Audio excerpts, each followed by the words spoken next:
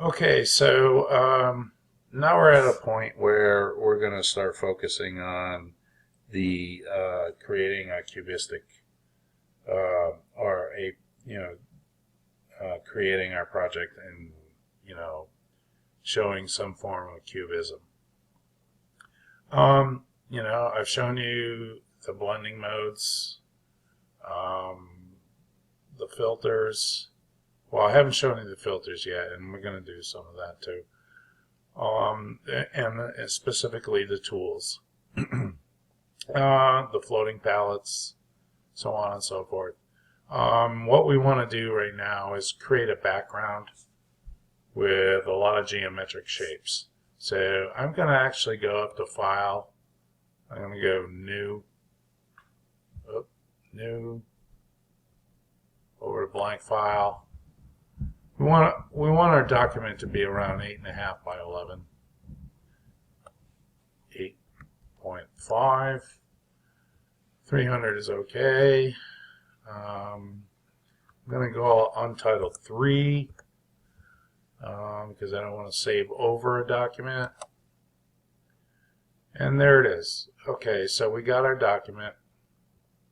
Now I have 4 specific images that I have, or I have 4 specific images that I want to open up. So I simply just go File, Open, go to my where I'm storing them. Light bulb is one of them. Okay, we'll just slide that over. Go File, Open again. I'll scroll down. I want this one and this one, and I'll go Open. So now we have 3 images open, and then there's one more. Open. And this one is basically an example of what I want you to do for this class, for this session, is simply just create a background using geometric shapes and one specific tool along with filters. Okay, so these are the 4 images that I want you to work with when you create your first project. I'm going to get rid of this guy. I click on that layer. Shift key, I can click on that layer too. Shift click and hit the garbage can and get rid of that. I just want you to create a background similar to this using just geometric shapes and the polygonal tool, which is over here in your toolbox. Polygonal tool selected, and you're going to make a series of geometric shapes that overlap one another, and using colors that are in the same color family and overlay filters so they can become a little bit transparent. So just to give you an idea of how you'll do it is, I'll use these 4 examples. For instance, go to the Move tool. I'm going to drag them all into this open document. And it's really small, and that's okay because it really comes down to resolution. And if they're blurry, it's probably even better. That's something else. That comes down to resolution and screen redraw. But don't worry about that. This is just kind of give you some idea. Okay. It may come in blurry when you transform it using the Move tool, but once you hit the Enter key, it becomes more clear. I will just close that image that I opened up. And I don't want to save it, I just want it to close. And I want you to bring in the 2 human figures. And what you're going to do is you're going to be designing this in a way, repeating and designing various elements of each one of these images. So yeah, maybe I'll just go in along the angles of the image that the previous image. All right, let's just bring it here. You want to get rid of your background. I'll go up to select similar. Similar selects everything that's the same that you selected. Delete it. Control D. Go over here. Close this one up. I'm going to bring this one in now. I don't know why it's selected. Oh, I had the magic wand selected. So move tool, drag it over. I'm going to rotate this. And I'm going to make it big just because. I don't know, just because. Hit the Enter key.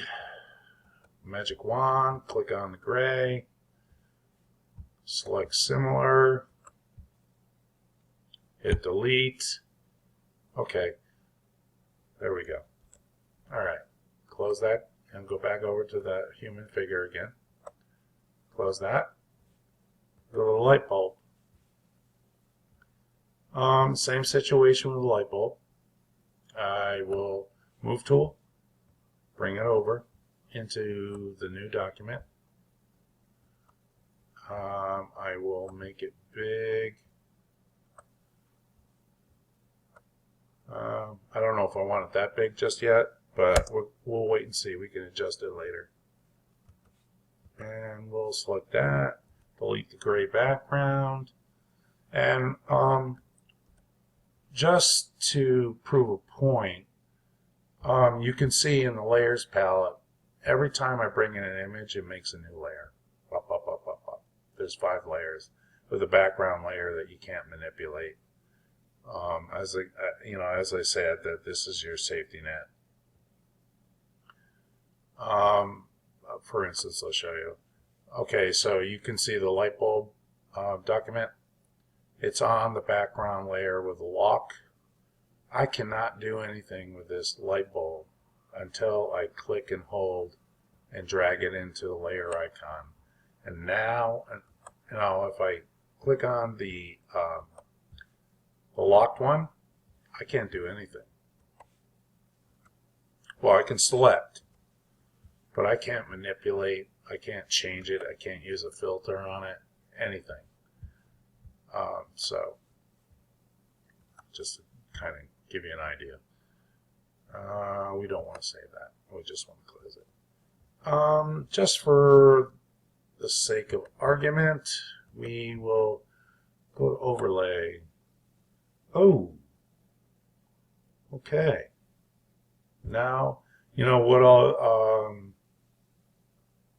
I might duplicate the background layer just for the heck of it and go up to the move tool.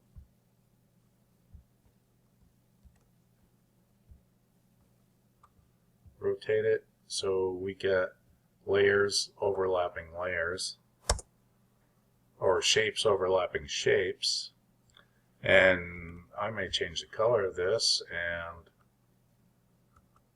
something that's more, maybe. Yeah, that's better. Okay. So you can see images of each layer if you choose overlay, and like on this one I will choose overlay. Okay, so it all kind of blends in together. Let's see what happens with this guy. Overlay.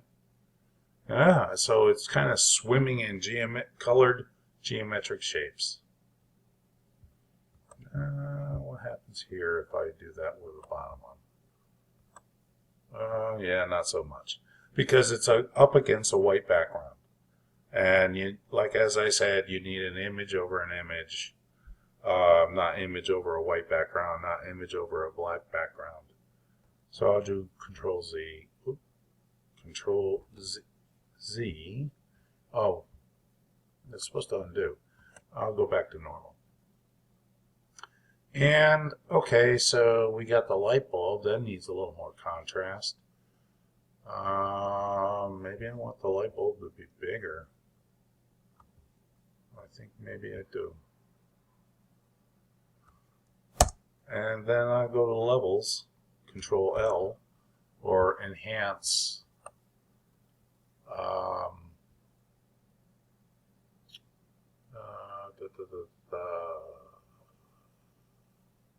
Adjust color. Alright, so let's see if we can bump up the contrast a bit of this light bulb.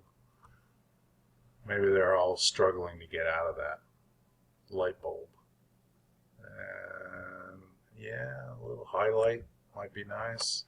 And so basically that's what you're going to do with these specific images.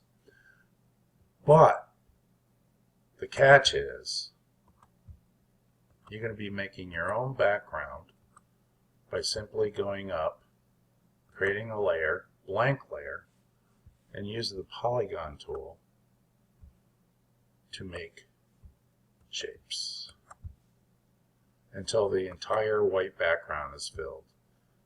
Click on the color chip, choose a color, edit, fill selection. I'll go foreground color, which is the front square, and there we go. You'll do another one. It's best if you make, you can do it all in one layer, but it's probably best that, you know, whatever image you're working on, have it on a separate layer. I'll go here, double click on the color chip, I'll choose a darker, same green, and I will go edit, fill selection. It says foreground color. Again, we have background color choice too, but we want the foreground color. Okay, so it's black over green. Here's where overlay comes into play.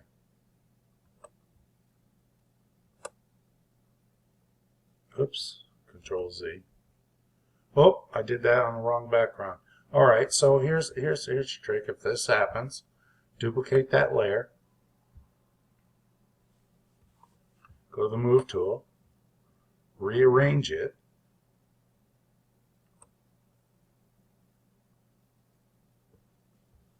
and now go to Overlay.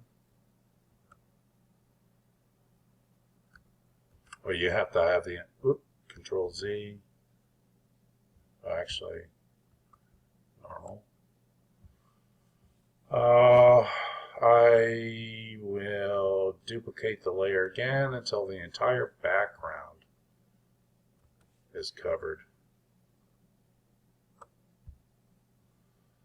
I can always also add more shapes.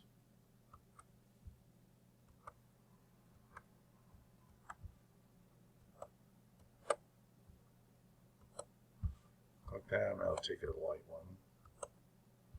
Edit fill, selection, oops, edit fill selection, foreground color, yes, and we got that. Oops, don't want to save it just yet. I will go in and make another one.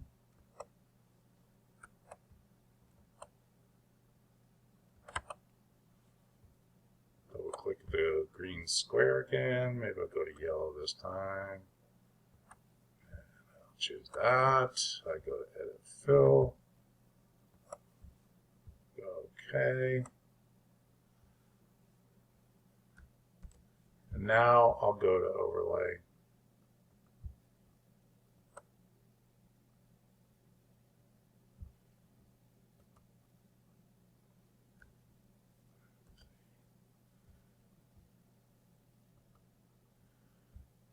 All right, so you kind of get the idea. This actually, that's how I created this background.